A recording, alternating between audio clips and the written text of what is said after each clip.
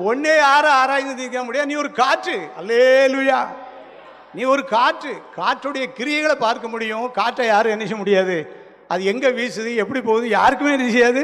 ஏன்னு சொன்னால் ஒன்றை நான் ஒரு காற்றாக நடத்துவேன் அப்படிங்கிறாரு. இதுவரைக்கும் நடத்திக்கிட்டு இருக்கிறாரு. எத்தனையோ சத்துரு போராட்டம், எத்தனையோ மண்ணுடைய சூழ்ச்சிகள், எத்தனையோ விரோதங்கள், பல சூழ்நிலைகள் வந்தாலும் ஒன்றும் சேதப்படுத்தாதபடிக்கு ஆண்டவர் வழி நடத்திட்டு இருக்கிறார். காரணம் என்னன்னு சொன்னால் ஆண்டுடைய வசனம். நீ ஆவிக்குரியவன், நீ உலகத்துக்குரியவன் அல்ல, நீ பதவிகளுக்கு போட்டி போடுறவன் அல்ல, நீ உலக காரியங்களுக்காக ஓடுதவன் அல்ல, நீ தேவனுடைய ஆவியை பெற்றுக்கொள். இன்றைக்கு ஒவ்வொரு நாளும் அதிகாலையில் பல மணி நேரம் முழங்கால் போட்டு கைகளை உயர்த்தி வீட்டில் தனித்து உட்கார்ந்து ஜெபம் பண்ணிக்கிட்டு இருக்கிறேன். என்ன சொல்லி ஜெபிக்கிறேன்? ஆண்டவரே, எங்கே போனாலும் உம்முடைய ஆவியை ஜனங்களுக்கு ஊற்றும். நான் எங்கே வந்தாலும் உம்முடைய ஆவியோடு போக எனக்கு உதவி செய்யும். பரிசுத்த ஆவியானவர் ஏவரபடி செய்ய எனக்கு உதவி செய்யும். பரிசுத்த ஆவியார் நடத்துகிறபடி நடக்க எனக்கு பலன் தாரும். பலத்தினாலும் அல்ல, பராக்கிரமத்தினாலும் அல்ல, என்னுடைய தேவனுடைய ஆவியினாலேயே. ஆவியை வாங்கிக்க, ஆவியை பெற்றுக்கொள்ளுங்கள், வரத்தை பெற்றுக்கொள்ளுங்கள், கனிகளை பெற்றுக்கொள்ளுங்கள் சொல்லி ஆண்டவர்கிட்ட கேட்டுக்கிட்டு போராடிக்கிட்டு ஒரு ஆளை பார்த்தாலும் அந்த ஆளை ஒரு ஆவிக்குரிய ஆளாக மாறிக்கணும். ஆண்டவரை கைதட்டி ஆண்டவருக்கு நன்றி சொல்லுங்கள். ஒரு நபரை பார்த்து பேசினாலும் அவங்ககிட்ட திருப்பி போய் பார்க்கும்போது அவங்களுடைய சிந்தனை எல்லாம் வேறுபட்டு இருக்கட்டும், அவருடைய எண்ணங்கள் எல்லாம் மாறி இருக்கட்டும், அவங்க வாழ்க்கையில் தலைகளான மாற்றங்கள் உண்டாகட்டும். ஆண்டவரே, காரணம் என்ன சந்திச்சிருக்கு.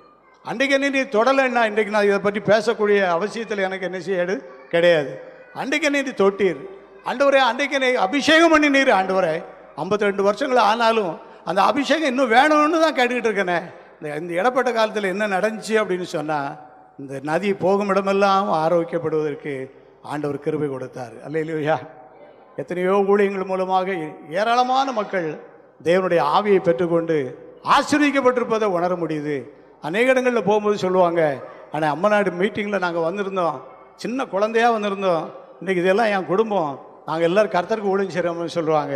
நான் இவ்வளோ படிச்சிருக்கிறேன், இந்த இடத்துல வேலை பார்க்குறேன், இவ்வளோ பிஸ்னஸ் பண்ணிகிட்டு இருக்கேன், இது என் குடும்பம், என் பிள்ளைகள், என் பேரன் பேத்திகள் என்று சொல்லி. தரங்கம்பாடின்னு ஒரு இடம் இருக்குது நாகப்பட்டினம் பக்கத்தில். அங்கே தான் ட்ரெயின் ஸ்கூலுக்கு போனேன் படிக்கிறதுக்காக. அது கடற்கரை ஓரத்தில் ஜபிக்கும் போதெல்லாம் ஜபித்தவங்க எல்லார் மேலேயும் தேவனுடைய ஆவியானவர் வந்து இறங்கினார். எல்லா ஆண்கள் தான். ஒரு முறை ஜெபம் பண்ணிகிட்டு இருக்கும்போது மிக தூரத்தில் ஒரு சின்ன ஒரு லைட்டு தெரிஞ்சிச்சு. அந்த லைட்டு தெரியுது அப்படின்னு சொல்லி கொஞ்சம் எழும்பி பார்த்துக்கிட்டே இருக்கும்போது அது பிரகாசமான மின்னல் வெளிச்சமாக மாறி நிறைய நாங்கள் ஒரு 50 பேர் மேலே கூடி ஜெபம் பண்ணிட்டு எங்களுக்கு நேராக மேலே வந்து நின்றுச்சு. அப்போ ஒரு அடையாளம், ஆண்டவருடைய வல்லமை நமக்கு கிடைக்க போகுது, ஆண்டவருடைய சமூகம் நமக்கு முன்னால் போக போகுது. ஆண்டவர் நம்ம தெரிந்தெடுத்திருக்கிறாரு. இந்த ஊழியத்தை உற்சாகமாக செய்யணும், குறிப்பாக ஆண்கள் மத்தியில் செய்யணும். அது ஒரு கடினமான ஊழியம் போது தெரிஞ்சாலும் சோர்ந்து போகாமல்